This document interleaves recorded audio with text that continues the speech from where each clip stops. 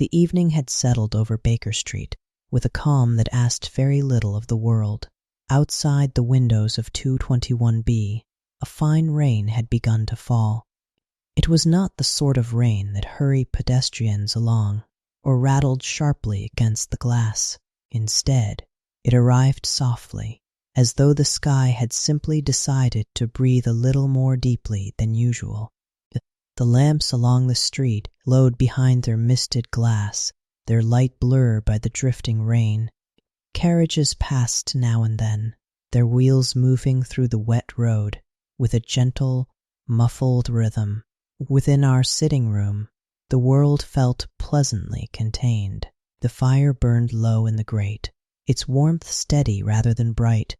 The familiar shapes of the room rested comfortably in the half-light, the armchairs by the hearth, the violin resting upon the small side table, the shelves of books that lined the wall with quiet patience.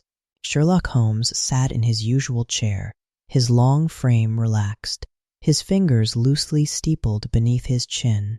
He was not reading, nor was he playing the violin. Instead, he appeared to be listening.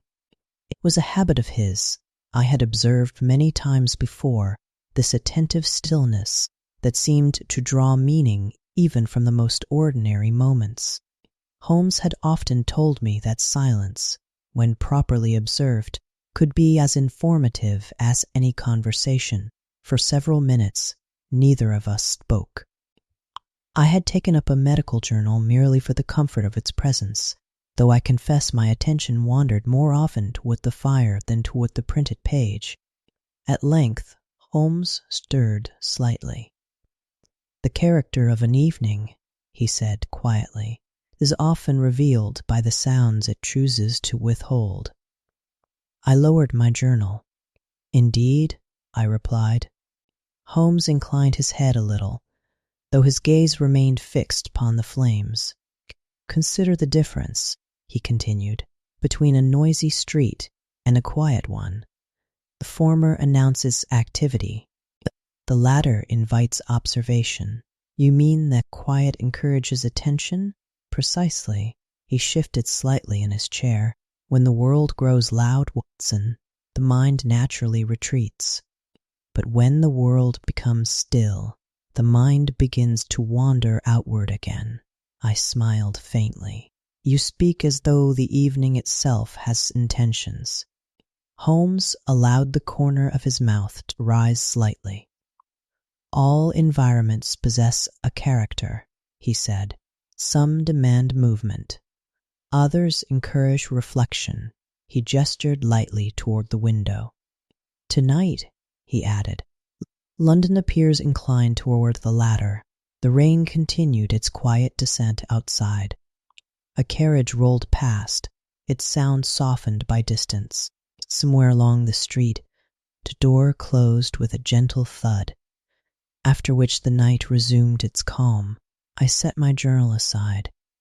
"There is something particularly agreeable about such evenings," I said. "Yes," Holmes replied. "They are evenings in which nothing insists upon being solved." I laughed softly. "A rare luxury for you." Holmes leaned back slightly. "My dear Watson," he said, "it is a common misconception that I seek mysteries wherever they may be found. You do not?" "On the contrary," Holmes replied, "I prefer them to arrive on their own." The fire shifted quietly in the grate. For a moment, Holmes reached for the poker and adjusted one of the logs with practiced care. A small cascade of sparks rose briefly before settling again into a steady glow. "The most interesting problems," Holmes continued, "rarely announce themselves dramatically. They appear instead as small irregularities, such as—" He considered the question for a moment. "A misplaced object," he said at last, "a sound heard only once, a door that stands slightly more open than memory suggests." I nodded thoughtfully. "Small things," I said. "Yes," Holmes agreed. "Small things are often the most revealing." The clock upon the mantel ticked quietly, marking the slow passage of the evening. Its steady rhythm blended easily with the soft murmur of rain against the window. Holmes seemed to be listening again.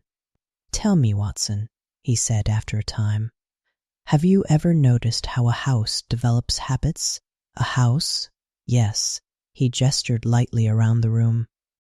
"Rooms become accustomed to certain arrangements," he said. "Chairs occupy familiar positions. Books return to particular shelves. Objects are handled in the same way day after day. And when those habits change," Holmes turned his gaze toward me, "the house notices." I raised an eyebrow. "You speak as though our sitting room possesses a mind of its own." Holmes chuckled softly. "Not a mind," he said, "but a memory." The thought amused me. "And what would this room remember?" I asked. Holmes glanced slowly around the familiar surroundings. "The evenings we have spent here," he said, "the cases we've discussed, the music played on that violin." He paused, "and the many quiet moments between them." I felt a curious warmth at the remark. It had occurred to me before that the stories I later recorded for publication represented only a small portion of our lives together. The dramatic moments, the chases, the revelations, the sudden arrivals of anxious clients were merely the peaks of a much broader landscape. Most evenings were like this one, quiet, unhurried, content to pass unnoticed. Holmes folded his hands together once more. "There are people," he said thoughtfully, "who believe that mystery must involve danger, and you disagree entirely." He leaned forward slightly. "Some mysteries are nothing more than questions that have not yet learned how to ask themselves properly." The idea lingered pleasantly in the room. Outside, the rain began to lessen, leaving only the occasional drip from the eaves. The silence that followed was not empty, but restful. I had begun to feel the pleasant heaviness that sometimes accompanies a warm fire and a quiet evening when Holmes spoke again. "Watson," he said. "Yes. Have you ever misplaced a key?" The question was so ordinary that I laughed. "Frequently," I replied, "though usually in my own pockets." Holmes nodded thoughtfully. "Keys are curious objects," he said. "In what way?" "They possess a single purpose," he replied, "and yet they often appear where they are least expected." I leaned back in my chair. "I suspect there is a story behind that observation." Holmes's eyes moved briefly toward the door. "Perhaps," he said. As if summoned by the remark, a sound reached us from the hallway below. It was faint, 3 soft knocks upon the front door.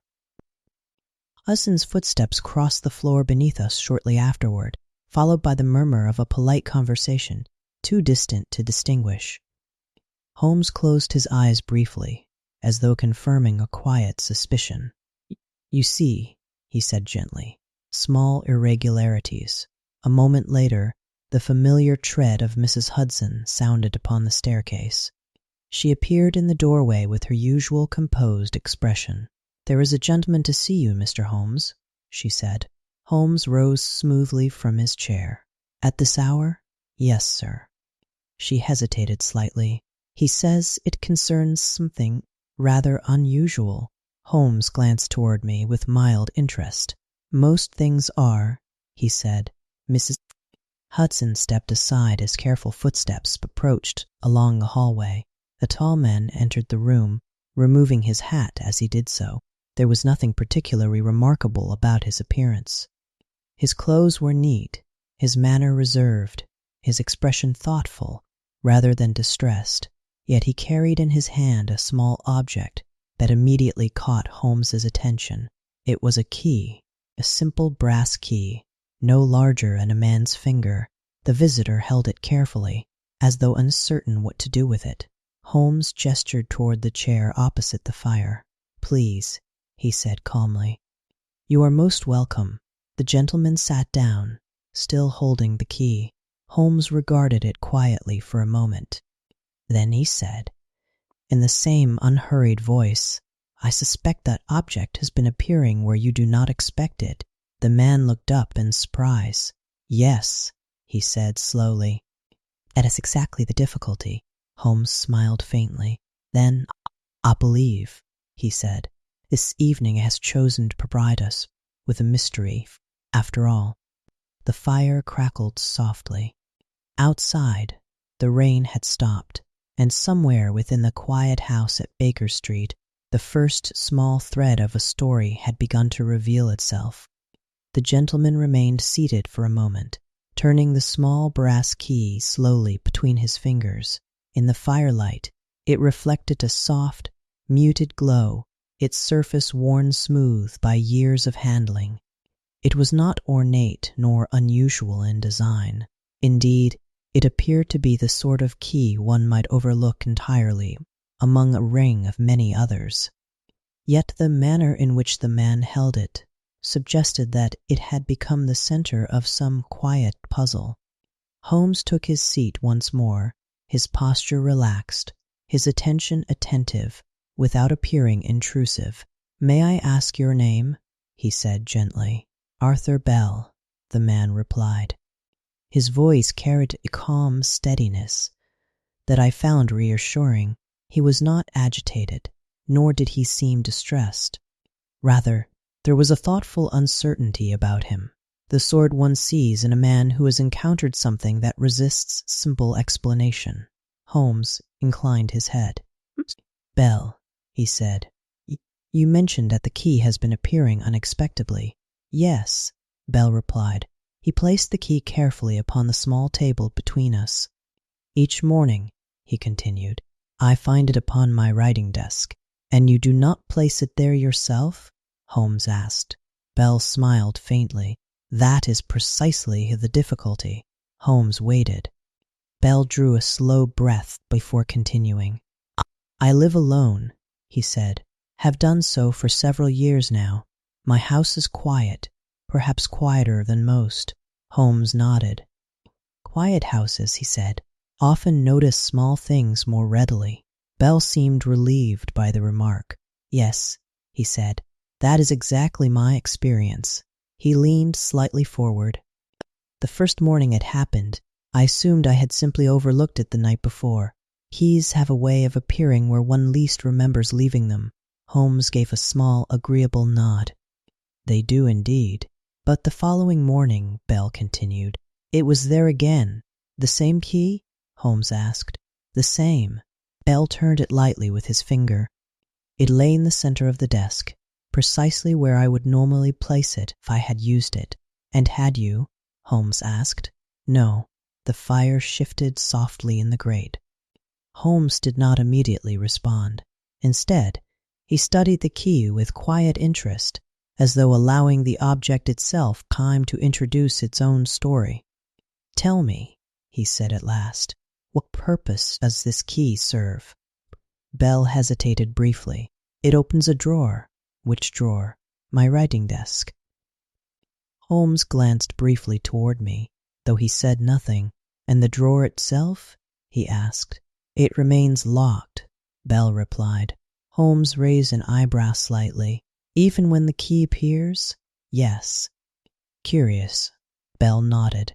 "That is the word I have been using myself." He leaned back slightly in his chair. "The drawer has not been opened in some time." Holmes folded his hands together. "And yet the key returns to the desk each morning." "Precisely." I found myself regarding the key more closely now. There was nothing particularly remarkable about it. The metal was smooth, as slightly darkened with age. Its bow was round and simple, the sort one might carry without noticing. It seemed a very small object to generate such thoughtful concern. Holmes appeared to be thinking the same thing. "Mr. Bell," he said after a moment, "do you sleep soundly?" Bell smiled faintly. "I sleep well enough," he said. "Do you ever wake during the night?" "Occasionally." Holmes nodded. "Many people do."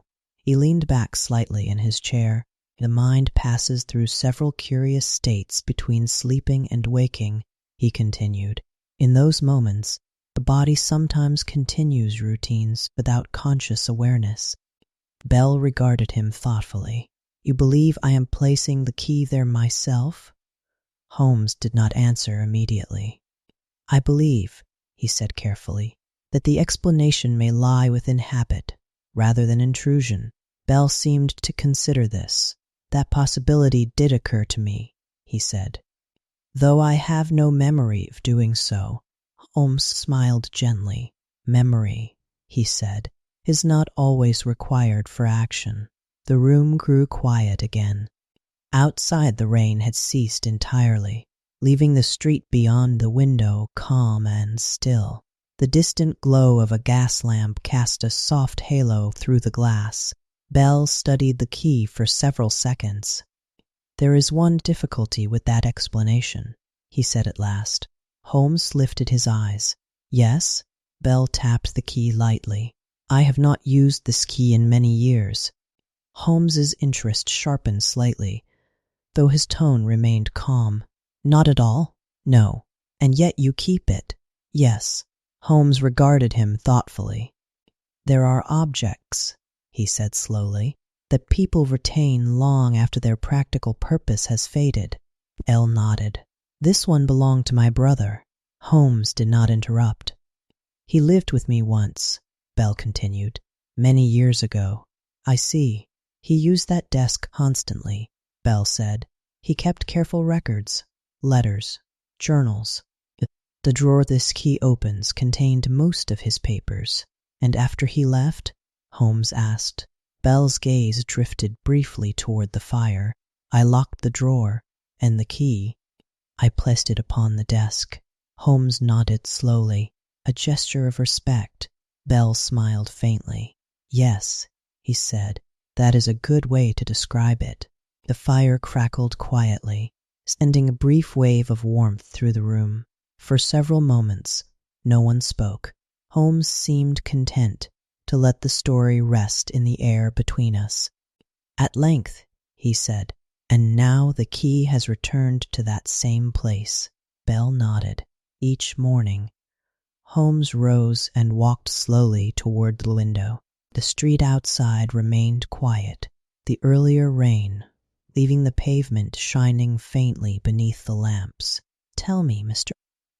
Bell, he said without turning, when you find the key each morning, what is your first feeling? Bell considered the question. Recognition, he said. Holmes nodded slightly. And the second? Confusion. Not fear? Bell shook his head. No. Holmes turned back toward us. That distinction's important. He returned to his chair and seated himself once more. Miss L., he said calmly, would you object if we visited your house this evening? Bell looked mildly surprised. Tonight? Yes. Holmes gestured lightly toward the key. Some objects, he said, are more forthcoming when observed in their proper surroundings. Bell seemed relieved by the suggestion. I would welcome it, he said. Holmes nodded. Excellent. He turned toward me. Watson, he said, I believe a short walk through London might be instructive. I rose from my chair. A pleasant idea, I said. Holmes took up his coat from the stand near the door. As he did so, he glanced once more toward the small brass key resting quietly upon the table. Keys, he said thoughtfully, are interesting companions. In what way? I asked. They exist solely to open things, Holmes replied. He picked the key up gently and handed it back to Bell. And yet, he added, they often reveal far more than they unlock. Bell placed the key carefully into his pocket. Mrs. Hudson's footsteps sounded faintly somewhere below as we made our way toward the door. Outside, the rain-washed streets of London waited in calm silence. Holmes paused briefly on the threshold before stepping out into the night. Come, he said quietly. There are houses that remember more than their occupants. And with that we began our walk into the quiet streets, following a mystery that seemed less concerned with secrecy than with something far more subtle. A habit, perhaps. or a memory waiting patiently to be understood. We left Baker Street without haste.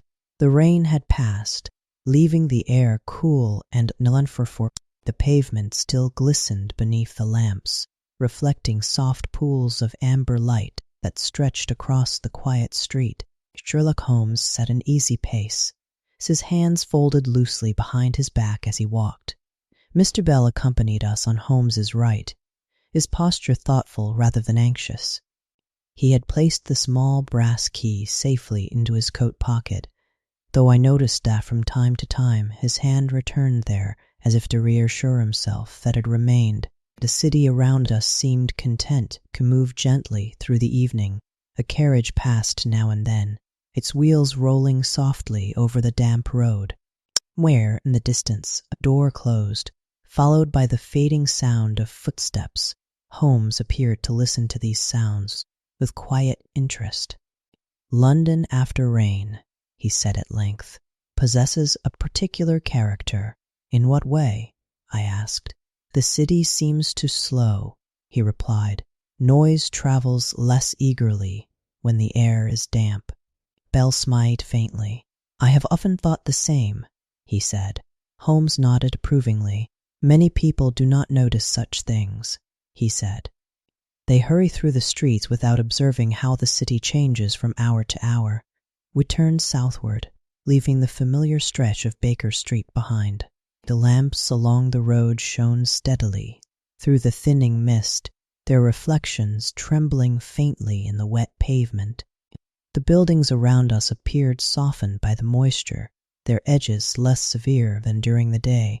For a time we walked in comfortable silence.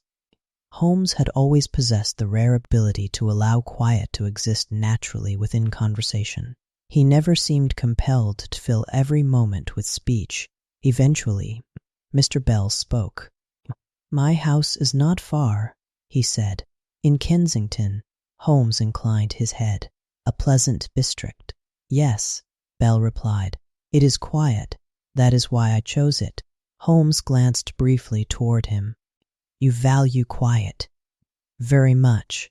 Bell paused for a moment before continuing. "After my brother left, the house became calmer." Holmes said nothing. Bell's tone had not changed, nor had his expression.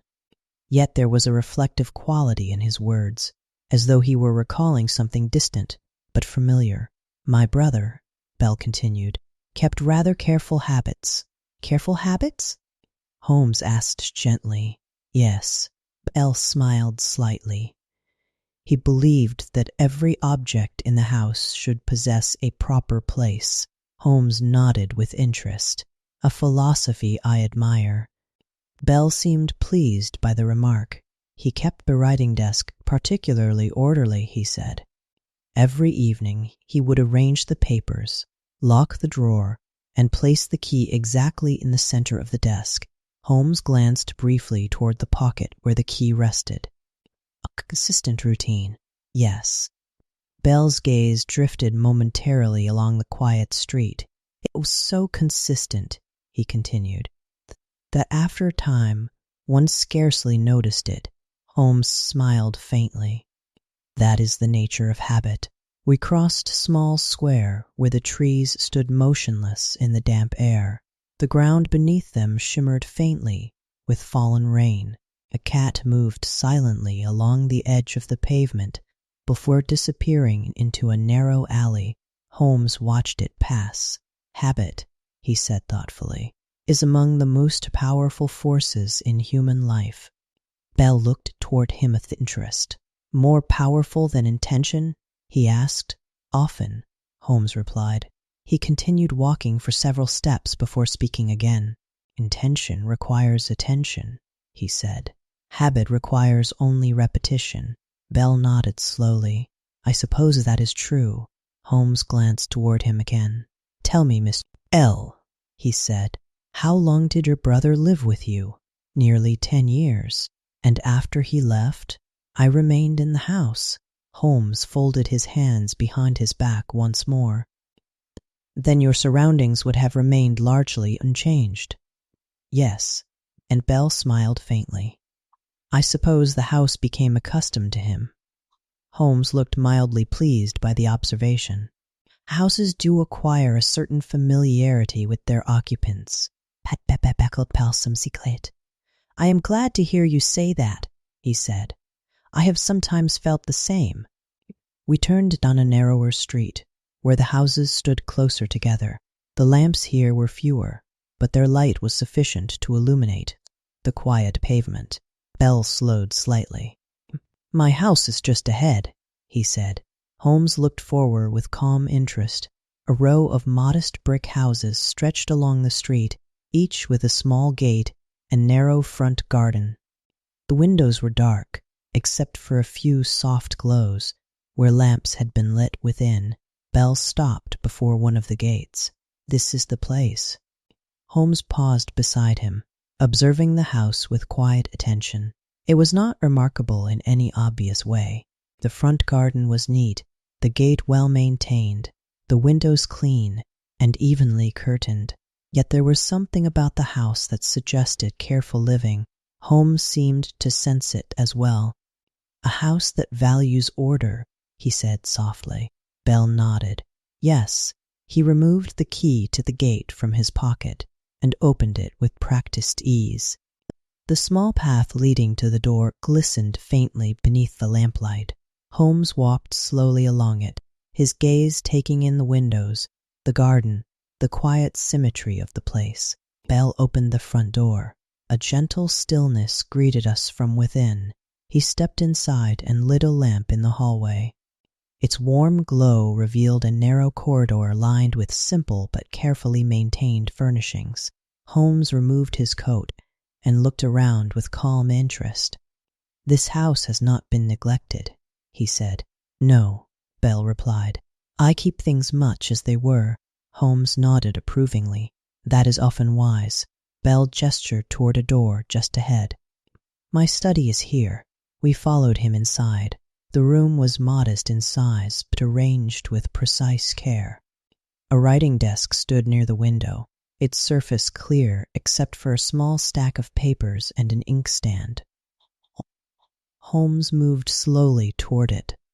And this, Bell said quietly, is where the key appears each morning. Holmes stopped beside the desk. For several moments, he said nothing. He simply observed the surface, the arrangement of objects, the quiet balance of the room. Then he spoke. Yes, he said softly, I believe this house has been remembering something. Bell looked puzzled. Remembering? Holmes rested his fingertips lightly upon a desk. Yes, he said, and I think we are very close to understanding what it is. The study possessed a quiet order that made one instinctively lower one's voice. A single lamp stood upon the writing desk, its light steady and warm. Beneath it, the polished surface of the wood reflected a faint golden glow, softened by the shadows of the room. Sherlock Holmes remained standing beside the desk, his long fingers resting lightly upon its edge. He was not examining it in the hurried manner one might expect of an investigator. Instead, he regarded it with the same thoughtful patience he might give to a piece of music whose melody was only beginning to reveal itself. Bell stood a short distance away, watching him with quiet curiosity. This is where the key appears each morning, Bell said again. Holmes nodded slightly. And always in the same position? Yes. Bell moved a little closer and indicated the center of the desk. Here, he said, precisely here. Holmes glanced at the spot. Consistent placement, he murmured. Bell folded his hands loosely before him. My brother was particular about such things. Holmes looked toward him. Particular in what way? Bell smiled faintly. He believed that objects should never appear carelessly placed. Even something as small as a key deserved proper position. Holmes nodded slowly. A philosophy of deliberate order. Yes, Bell said. Holmes turned his attention back to the desk. For several moments, he did nothing at all. Then, very gently, He placed his fingertips upon the polished wood and moved them across its surface, as though sensing its familiar use. "The desk has been well maintained," he said. "I polish it regularly," Bell replied. "And the drawer?" Holmes asked. Bell pointed to the right side of the desk. There, Holmes knelt slightly and examined the small lock set into the wood. It was old but carefully kept, its brass surface darkened with age, but not with neglect. "May I see the key again?" Holmes asked. Bell reached into his pocket and handed it to him. Holmes turned the key slowly between his fingers. In the quiet lamplight, the metal revealed the subtle marks of many years of handling. "A simple key," Holmes said. "Yes, but one that has been used often." Bell nodded. "My brother opened that drawer every evening." Holmes inserted the key gently into the lock. The mechanism accepted it smoothly, as though recognizing an old companion. He turned it slightly. The drawer unlocked. With a soft, patient click, Holmes paused before opening it. "You have not looked inside recently?" he asked. "No," Bell said. Holmes glanced up at him. "May I?" Bell hesitated for only a moment, for nodding. "Of course." Holmes pulled the drawer open. Inside lay several neatly arranged notebooks, tied together with a narrow ribbon. Beneath them rested a small stack of folded letters and a fountain pen whose metal nib still gleamed faintly. Nothing appeared disturbed. Holmes lifted one of the notebooks and examined its cover. "Your brother's writing?" he asked. "Yes." Holmes opened the notebook carefully. The pages were filled with small, precise handwriting, lines of notes arranged with a meticulous attention to detail. "What sort of records did he keep?" Holmes asked. Bell stepped closer. "Observations," he said. "Observations of what?" "Mostly ordinary things." Holmes turned a page slowly. "Dates," Bell continued. "Letters written. Tasks completed. Sometimes small reflections about the day." Holmes nodded thoughtfully. A man who appreciated order. "Very much so." Holmes closed the notebook and placed it back in the drawer.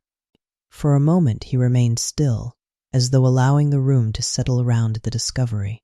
Then he spoke quietly. "Tell me, Mr. Bell," he said, "after your brother left the house, did you change the arrangement of this room?" Bell shook his head. "No." "You kept everything as it was?" "Yes." Holmes glanced slowly around the study. The desk stood where it must always have stood. The bookshelves along the wall held their volumes in tidy rows. Even the small chair beside the desk appeared carefully positioned. "A room such as this," Holmes said softly, "becomes accustomed to its patterns." Bell looked thoughtful. "I suppose it does." Holmes closed the drawer again, but did not lock it. Instead, he rested the key upon the desk. For several seconds he studied the small object in silence. Then he spoke. "You see, Watson," he said calmly, "this is not the sort of disturbance one associates with intrusion." I nodded. "No," I said. "Everything appears respectful." Holmes smiled faintly. "Exactly." Bell looked from one of us to the other. "Then, what do you believe is happening?" Holmes walked slowly toward the window. Outside, the street lay quiet beneath the dim glow of the lamps. The rain-washed pavement reflected the light in long, trembling lines. "There are moments," Holmes said, thoughtfully, "when the mind continues familiar actions without inviting conscious attention." Bell considered this. "You mean while sleeping?" "Or near sleep," Holmes replied. He turned back toward the desk. "Routines practiced over many years become deeply established," he continued. "They do not vanish easily." Bell's gaze moved toward the key resting quietly in the center of the desk. "You believe I am placing it there myself?" Holmes did not answer immediately. Instead, he lifted the key once more and examined it under the lamplight. "At present," he said gently, "I believe the house is continuing a habit it once learned very well. Bell frowned slightly. The house? Holmes smiled.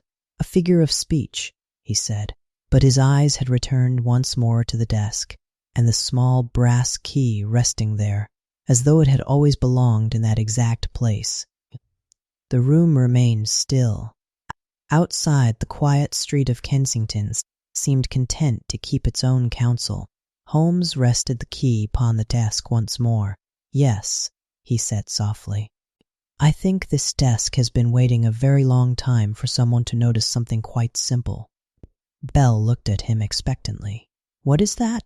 Holmes folded his hands behind his back again.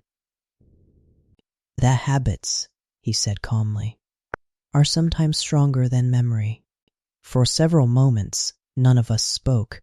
The small brass key lay exactly where Holmes had placed it, in the quiet center of the desk. The lamplight caught its surface softly, giving it a subdued glow against the polished wood. Sherlock Holmes remained standing beside the desk, his hands folded loosely behind his back. He seemed less concerned with solving a mystery than with allowing the room to reveal its own story. Mr. Bell looked thoughtfully at the key. If what you suggest is true, he said slowly, then I must be placing it there myself. Holmes inclined his head slightly. That is my present impression. Bell frowned faintly. But I do not remember doing so. Holmes smiled gently. Memory, he said, is not always required for habit. He walked slowly across the room, observing the shelves, the window, the small chair beside the desk. When a routine is repeated long enough, he continued, it begins to belong less to the mind and more to the body. Bell listened carefully. You mean that the body remembers? In a manner of speaking, Holmes paused beside the bookshelf and ran his finger lightly along the row of volumes. Your brother performed the same actions every evening, he said. He arranged his papers, locked the drawer, and placed the key upon the desk. Bell nodded. Yes. Holmes turned back toward him. And you lived with that routine for nearly 10 years. That is correct. Holmes gestured gently toward the desk. Routines practiced daily for such a length of time do not simply disappear. Bell looked again at the key. They linger. Yes, Holmes said. Bell considered this for a moment. Yet my brother has not lived here for years. Holmes smiled faintly. That is true. He returned slowly to the desk. But the house remained. Bell glanced around the study. The house remained, he repeated quietly. Holmes rested his hand lightly on the desk, and so did you. Bell's expression softened slightly. Yes. Holmes spoke again, his voice calm and thoughtful. When people share a routine long enough, the pattern becomes a natural part of the environment. One no longer thinks about it. Bell nodded. That is true. Holmes picked up the key once more and turned it slowly between his fingers. You told us that you occasionally waked during the night, he said. Yes. And during those moments, Holmes continued, it is entirely possible that you walk through the house in a state that lies somewhere between sleeping and waking. Somnambulism, something close to it. Holmes placed the key gently back upon the desk. In that quiet state, he said, the body sometimes repeats familiar gestures without instruction. Bell leaned slightly against the back of the chair beside him. And so, he said slowly, I take the key from the drawer and place it here. Holmes nodded, just as your brother once did. The room fell silent again. Outside, the faint sound of a passing carriage drifted briefly along the street before fading into the distance. Bell watched the key with thoughtful eyes. It is strange, he said quietly. In what way? Holmes asked. I had not realized how strongly that routine had remained in my mind. Holmes smiled faintly. Habits are patient things, he said. They wait. Bell laughed softly. I suppose they do. Holmes moved toward the window and looked briefly out at the quiet street beyond. The important detail, he said, is that nothing here suggests intrusion. Bell seemed relieved by that. No, he said, I never felt frightened, only puzzled. Exactly. Holmes turned back toward him. Puzzles of this kind, he said, are often the gentlest sort. Bell nodded thoughtfully. I believe I understand now. Holmes inclined his head slightly. Understanding, he said, is sometimes all that is required. The lamplight continued to glow warmly over the desk. The key rested quietly where it had been placed, no longer mysterious, simply part of a routine that had taken many years to fade. And as we stood there in the calm study, it seemed that the house itself had finally relaxed, as though the small question it had been holding for so long had at last been answered. The study seemed calmer after Holmes's explanation. Nothing within the room had changed. The desk remained where it had always stood. The lamp still cast its warm circle of light across the polished surface. The small brass key rested quietly at its center, yet the atmosphere felt subtly different. What had moments ago appeared puzzling and now seemed merely familiar. Mr. Bell remained standing beside the desk, his gaze resting upon the key with thoughtful attention. I must admit, he said slowly, that the explanation is both simple and surprising. Holmes smiled faintly. Those two qualities often accompany the truth. Until Bell turned toward him. Do you truly believe I have been doing this without realizing it? Holmes folded his hands behind his back. I believe 5. Bell considered this carefully. I have sometimes woken during the night, he admitted. Not fully awake, you understand. Simply aware that I had risen for a moment. Holmes nodded. Such moments are quite common. Bell continued thoughtfully. I never considered that I might be walking through the house. Holmes moved slowly around the desk, observing the room once more. The mind, he said, passes through many stages between sleep and waking. In some of those stages, the body behaves with surprising independence. Bell watched him. You mean it acts from habit? Precisely. Holmes gestured gently toward the desk. For nearly 10 years, he continued, you observed your brother performing the same actions here each evening. Bell nodded. Yes. He arranged his papers, locked the drawer, and placed the key upon the desk.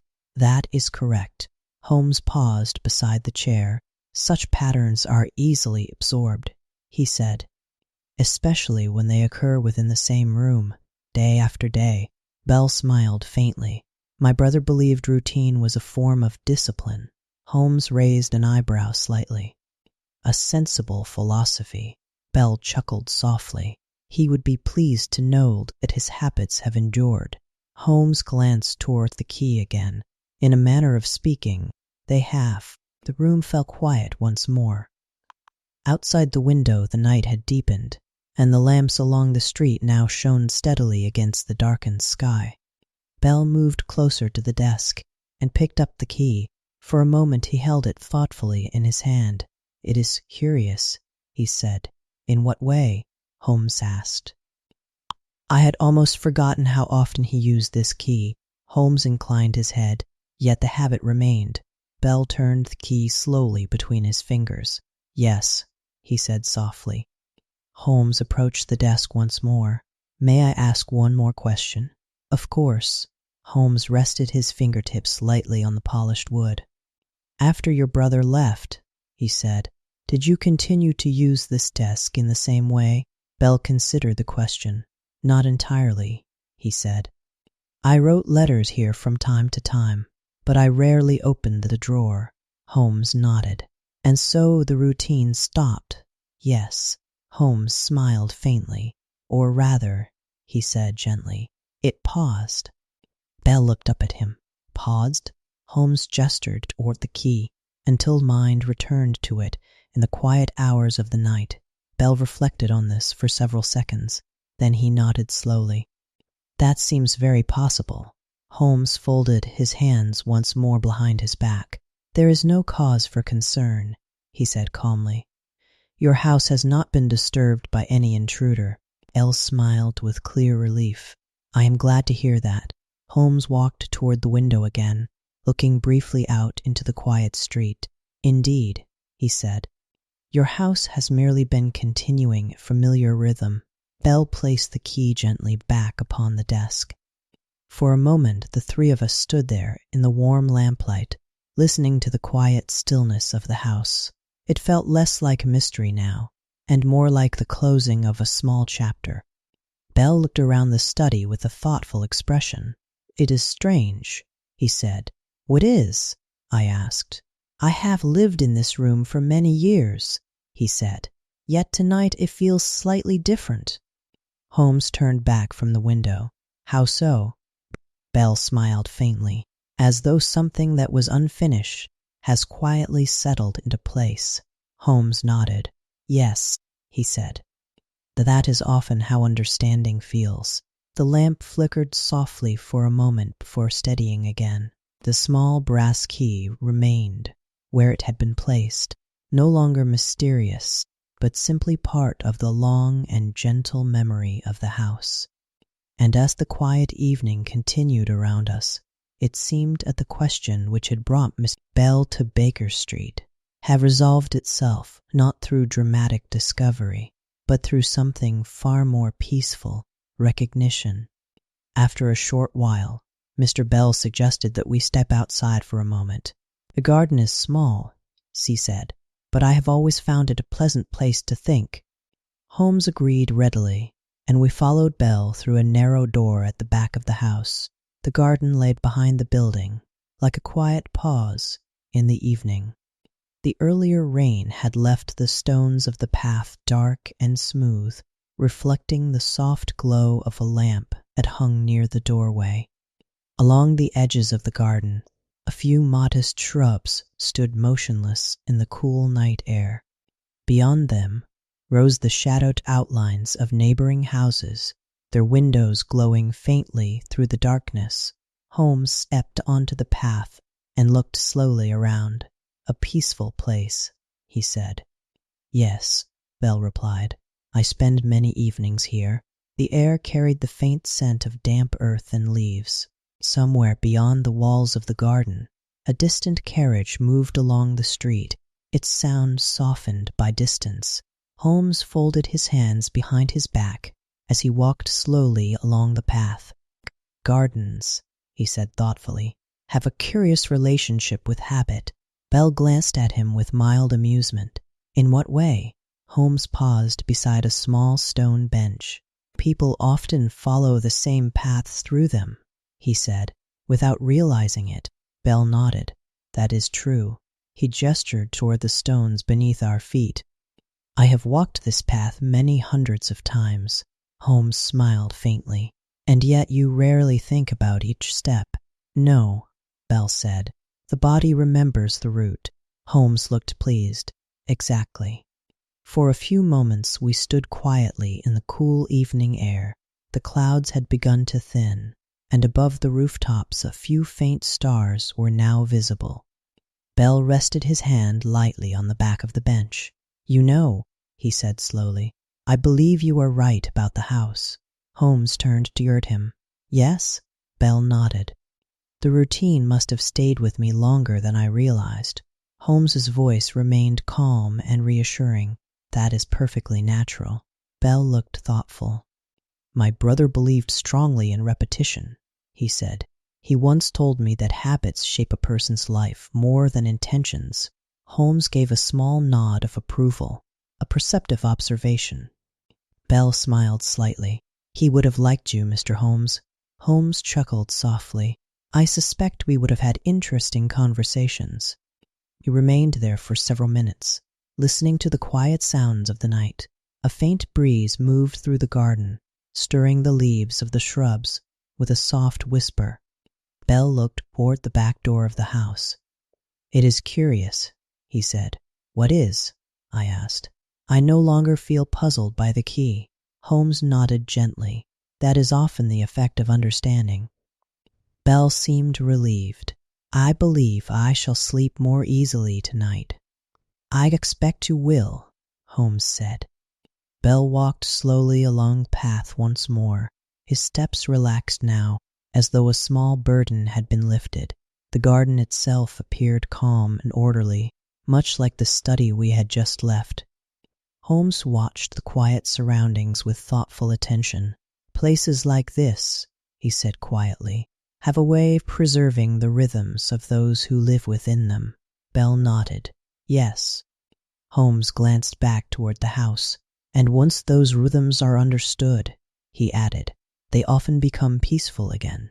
Bell smiled. "I think that is exactly what has happened tonight." Holmes inclined his head. "Yes," he said, "I believe it is." After a few more moments, we returned toward the house. The warm light from the doorway welcomed us back inside, and the quiet study waited just as we had left it. Yes, something had changed. The room no longer held a question. It simply held its familiar arrangement of objects: the desk, the lamp, and the small brass key resting quietly in its place. And now that its meaning had been understood, the house itself seemed content to let the evening pass in peace. When we returned to the study, the room appeared exactly as we had left it. The lamp continued to burn with the same steady glow, casting soft light across the polished desk. The small brass key remained where Holmes had placed it earlier, resting quietly at the center of the wood. Yet the atmosphere felt different now. The quiet no longer held curiosity. Instead, it carried a gentle sense of completion.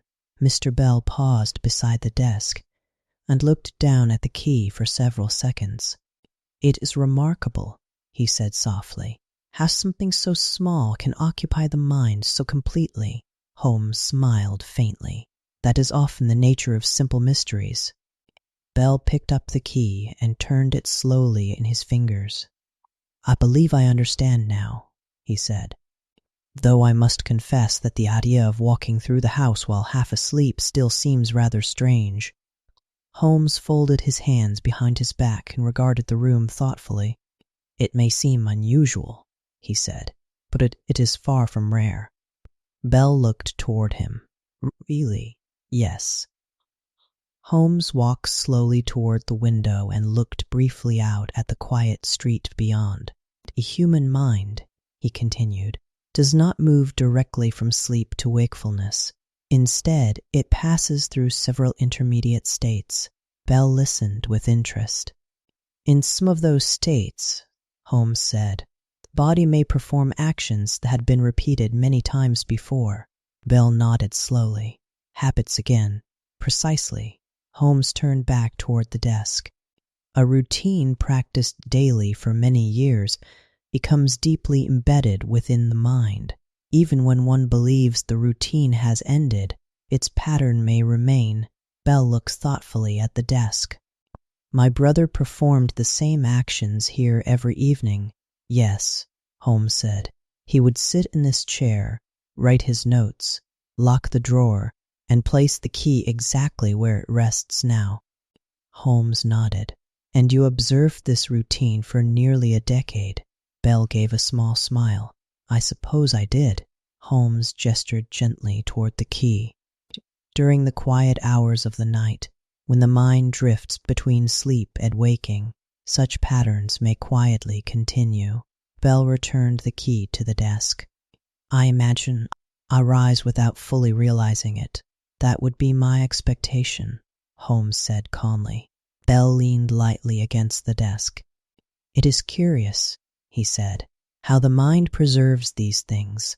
Holmes smiled faintly. "The mind is remarkably loyal to repetition." For a few moments, the room grew quiet again. Outside, the street lamps shone steadily against the darkened sky. Faint breeze stirred the curtains near the window. Bell spoke again after a moment. "You know," he said, "my brother once told me that habits outlive memory." Holmes raised an eyebrow slightly. "A wise observation." Bell chuckled softly. "At the time, I thought he was exaggerating." Holmes glanced toward the desk once more. "And now?" Bell looked at the key with a thoughtful expression. Now I believe he was quite correct. Holmes seemed satisfied by this. He walked slowly around the room once more, observing the bookshelves, the desk, and the quiet arrangement of furniture. "There is nothing here that suggests disturbance," he said calmly. Bell nodded. "No." Holmes folded his hands again behind his back, "which means," he continued, "that the house itself has never been in danger." And Bell looked visibly relieved. "I'm glad to know that." Holmes smiled gently. "A house such as this one," he said, "has merely been continuing an old rhythm." Bell nodded thoughtfully. "Yes." He looked around the study with renewed calm. "For the first time in several weeks," he said, "the room feels entirely familiar again." Holmes inclined his head slightly. "That is the advantage of understanding." Bell took one last look at the key. "I think I shall place it back in the drawer tonight," he said. Holmes considered this. "That would be a reasonable choice." Bell picked up the key and held it for a moment before speaking again. "And perhaps," he added quietly, "the routine will finally rest." Holmes smiled. "Yes," he said, "I believe it will." The lamp continued to glow softly over the desk. The quiet study remained peaceful and undisturbed. And as the evening deepened around us, it seemed that the small mystery, which had begun with the appearance of a key, had gently resolved itself, not through dramatic revelation, but through the simple recognition of a habit that had patiently waited to be understood. For a moment, Mr. Bell stood quietly beside the desk, the small brass key resting in the palm of his hand. The lamplight caught its worn surface as he turned it slowly between his fingers. What had once seemed puzzling now appeared almost ordinary, as though the object had quietly returned to its rightful place within the rhythm of the house. Sherlock Holmes watched him. "Objects often appear mysterious," he said gently, "only until we remember the habits attached to them." Bell smiled faintly. "And yes," he said, "I believe that is exactly what has happened here." He stepped closer to the desk and opened the drawer once more. The small lock turned smoothly beneath the key, just as it had earlier. The drawer slid open with the same soft sound we had heard before. Inside lay the notebooks and papers that had belonged to his brother, still arranged with careful order. Bell regarded them thoughtfully. "My brother valued routine more than almost anything else," he said. Holmes inclined his head. "It can be a source of quiet stability." Bell lifted one of the notebooks and gently adjusted the ribbon that held the pages together. "He used to write here every evening," he continued, "even when he had little to record." Holmes smiled faintly. "Some routines are not about necessity," he said. "They are about balance." And nodded slowly. "That sounds like something he might have said." He placed the notebook back inside the drawer and rested the key in the lock for a moment. Then he spoke again. "For some time I believed this desk held a question I could not answer." Holmes leaned lightly against the back of the chair.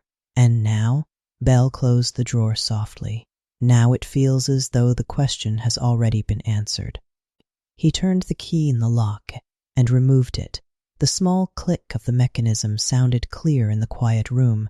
Bell held the key for a moment longer before placing it gently back inside the drawer.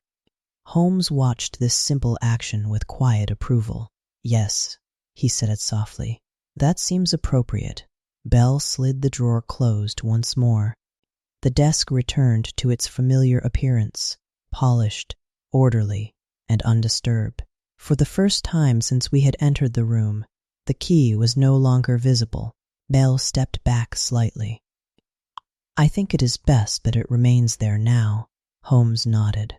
"Routines sometimes conclude as quietly as they begin." And cupped.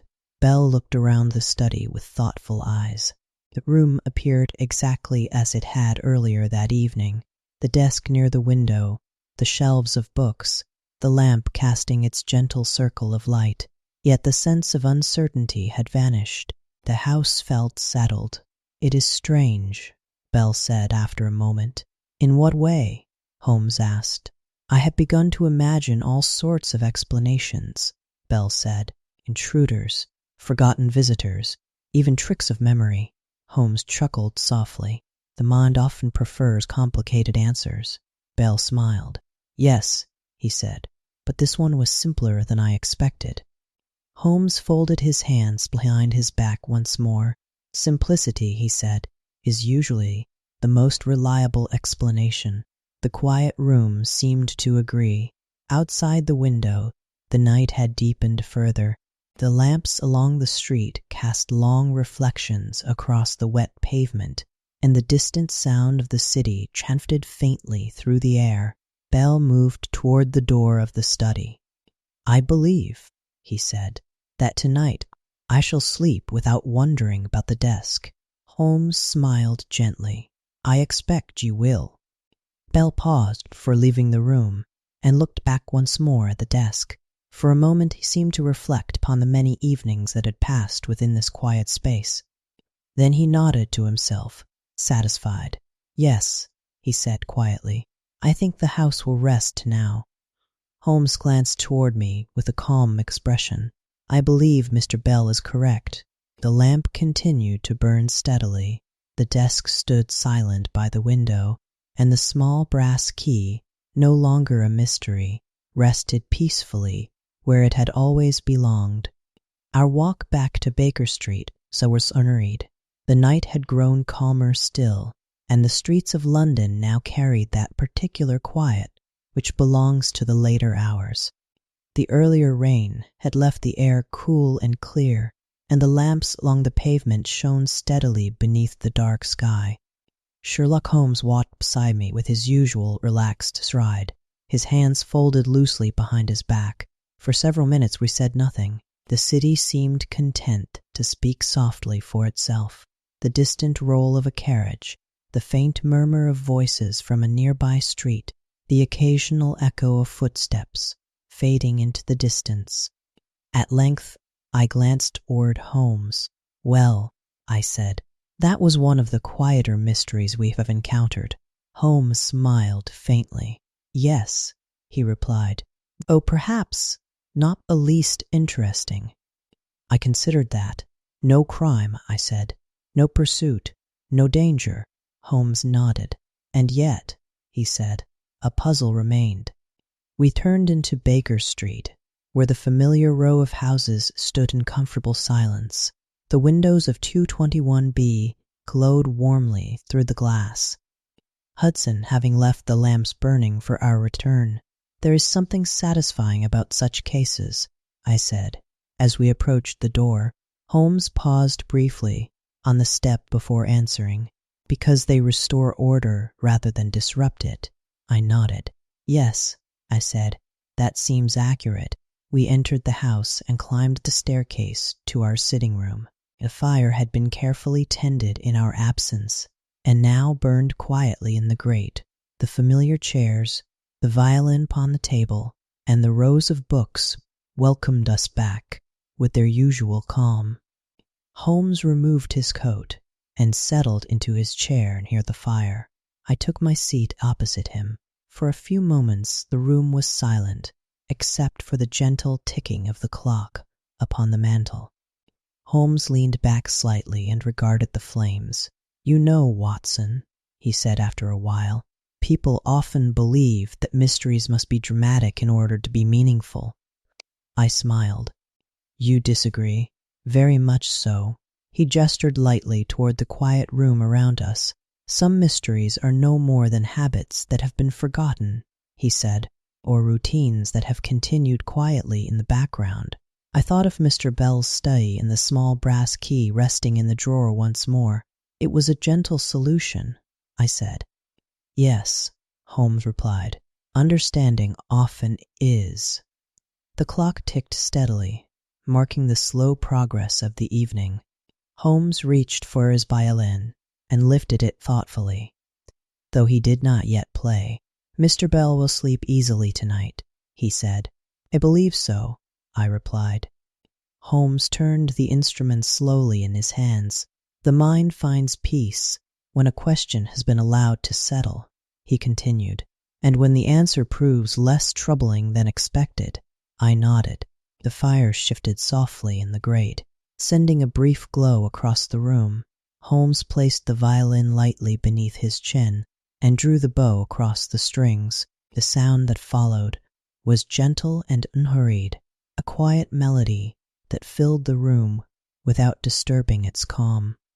The notes rose and fell slowly, blending with the warmth of the fire and the steady rhythm of the clock. For a time I simply listened. Outside, the city of London continued its quiet life, unaware of the small mystery that had begun and ended within its streets that evening. Eventually, the melody faded. Holmes lowered the violin and rested it once more upon the table. There are houses, he said softly, that remember more than we realize. I smiled faintly. And sometimes, I said, those memories only need to be understood. Holmes nodded. Yes, the fire burned lower, its glow softening as the hour grew later. The room settled into the comfortable stillness of night. Nothing more demanded attention. Nothing required explanation. The quiet house at Baker Street had returned to its familiar rhythm. The slow ticking of the clock, the fading warmth of the fire, and the gentle knowledge that some mysteries resolve themselves, not through excitement or danger, but through patience, memory, and the quiet recognition that have simply taken a little longer to rest.